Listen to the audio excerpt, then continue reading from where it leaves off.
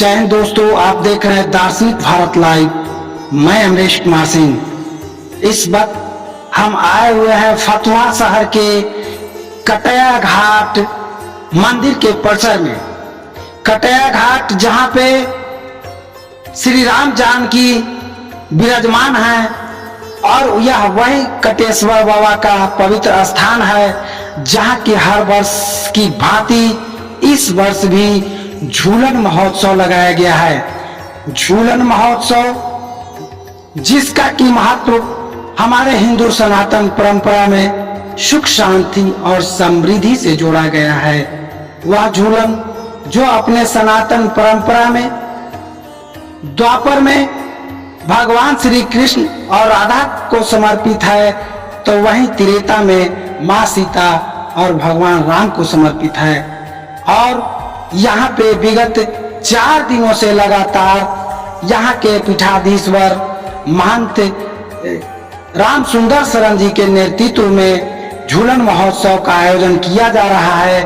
और आज चौथे दिन, जबकि काफी रात हो चुके हैं और बाहर में बारिश हो रही है, उसके बावजूद भी यहाँ श्रद्धालु भक्तों का आस्था भगवान के साथ जुड़ा हुआ है। यहाँ गायक मंडली भगवान के भजनों को गा करके लोगों को मंत्र मुग्ध कर रहे हैं। तो आइए अपने सनातन परंपरा को जानने का एक छोटा सा प्रयास करते हैं। हमारे बीच में महाराज जी हैं, हम जानना चाहते हैं महाराज जी, यह झूलन का महोत्सव कई वर्षों से मनाते हैं, आखिर इसके पीछे का सत्य क्या है? झूलन महोत्सव प्रत्येक वर्ष होता है। जब से स्थान का निर्माण हुआ है कटैया के समय, उसी समय से होते रहा। वही परंपरा को हम लोग आज निर्वहन कर रहे हैं, निभा रहे हैं। और इसका महत्व तो बहुत है। जो भगवान के झूलन के दर्शन करता है उसको क्या कहना है, अर्थ धर्म का मोक्ष सब प्राप्त होता है। इसलिए इसको महत्व को तो बहुत उजागर है, बहुत अति है, इसको क्या कहना है। धन्यवाद महाराज जी। हमारे बीच में वरिष्ठ पत्रकार और सनातन परंपरा को आगे बढ़ाने वाले, जहां भी इस तरह के अपने हिंदू सनातन परंपरा में धार्मिक कार्यों को, सत्य कार्यों को अंजाम दिया जाता है, अपनी सहक्रियता को निभाते हैं, सर अरुण पांडे जी हैं। सर, आज के इस त्योहार को लेकर के प्रासंगिकता के संबंध में अपना विचार। ये फतुहा ऐतिहासिक नगरी है और गंगा तट के किनारे ये प्राचीन कटैया घाट मंदिर जो राम जानकी का मंदिर है, महाराज जी ने भी बताया ही कि इसके स्थापना काल से एक्चुअली इसका पुनर्निर्माण हुआ था। देश भर में जो मंदिरों का इतिहास है ना, कोई कहीं नव निर्मित मंदिर नहीं, सारे प्राचीन मंदिरों का निर्माण हुआ, जीर्णोद्धार हुआ। आपने भी देखा अयोध्या में जो भगवान प्रभु राम का जो भव्य मंदिर बना है, तो भी उसका पुनर्निर्माण ही हुआ है। अब ये जहाँ जिस स्थान पर आज हैं, मैं अपना सौभाग्य मानता हूँ कि इस प्राचीन मंदिर में आज झूलोत्सव का ये चौथा दिन है और महाराज जी का आशीर्वाद है। हमें भी इस झूलोत्सव में आज शरीक होने का अवसर मिला है। ये झूलोत्सव त्रेता युग से, त्रेता काल से ही, आपने अपनी प्रारंभिक भूमिका में भी ये बात चर्चा की। प्रभु राम और माता सीता की नगरी है अयोध्या।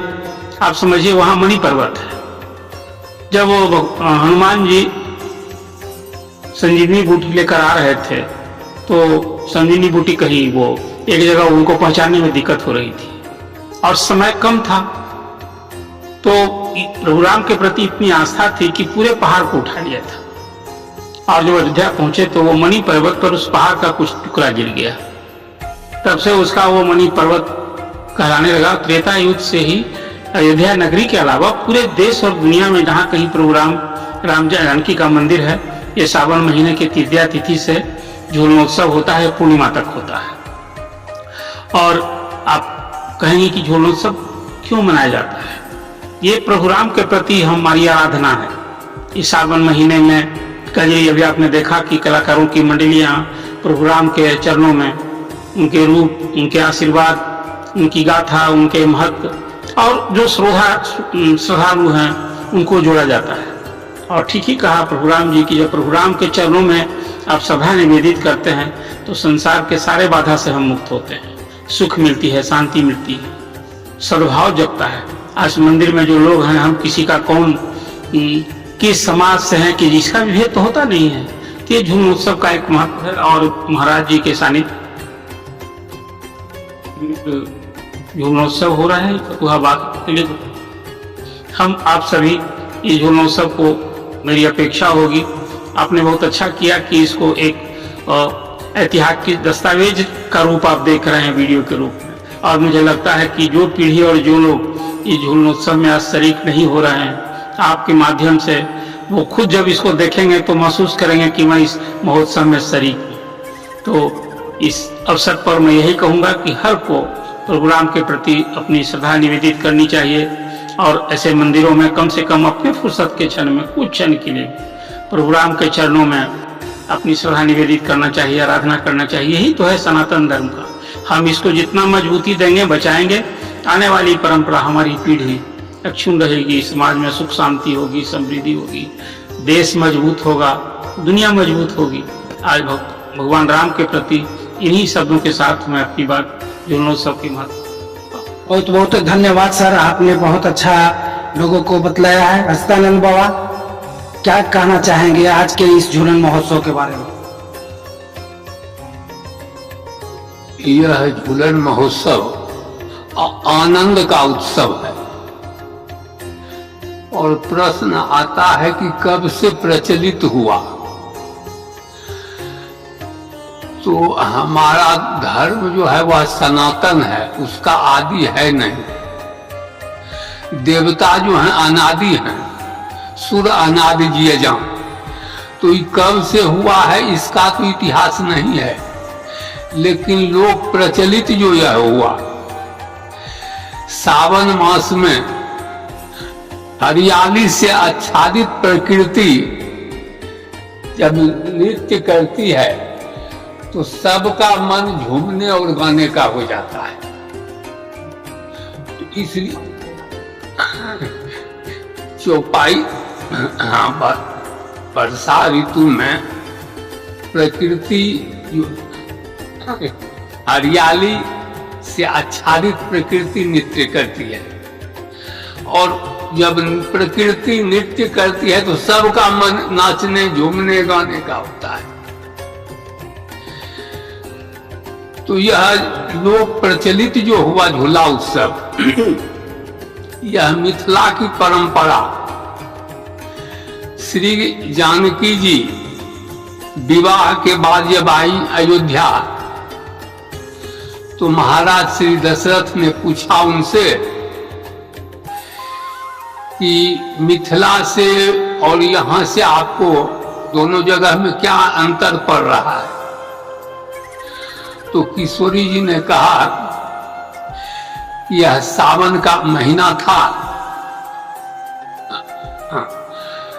तीज, हरियाली तीज का दिन था, तो उन्होंने कहा कि हम झूला झूलते थे वहां। तो कहा ठीक है, यहाँ भी झूला लगेगा, झूलिए आप। तो झूला सजाया गया। तब फिर उनसे पूछा गया कि क्या कमी, तो कहा इसमें मणियों का कमी रह गई। तो अयोध्या से मणि पूरा नहीं हुआ, जनकपुर खबर हुआ। तो जनक जी ने कहा कि भाई हमको वहां कुछ जगह दीजिए अयोध्या में। तो मणि पर्वत के नजदीक कुछ जगह खरीदे दशरथ जी से और वहां अपने यहां से ला करके इतना मणि जमा किए कि मणि पर्वत हो गया अयोध्या। और वहां झूला लगा, श्री राम जानकी झूलने लगे और तब से यह लोक प्रचलित हुआ। यह आनंद का उत्सव सब जगह प्रसारित हुआ, सब लोग आनंद मनाने लगे, उत्सव मनाने लगे। जैसा कि आपने सुना, हमारे हिंदू सनातन परंपरा में ऐसे ऐसे त्योहारों का आयोजन है जो हमेशा हर पल हर क्षण मानव जीवन को पुष्पित करता है, पुलकित करता है। आइए अब यहाँ पे जो भक्तजन पधारे हुए हैं, मैं उनके मधुर भजनों को भी सुनाने का प्रयास करता हूँ।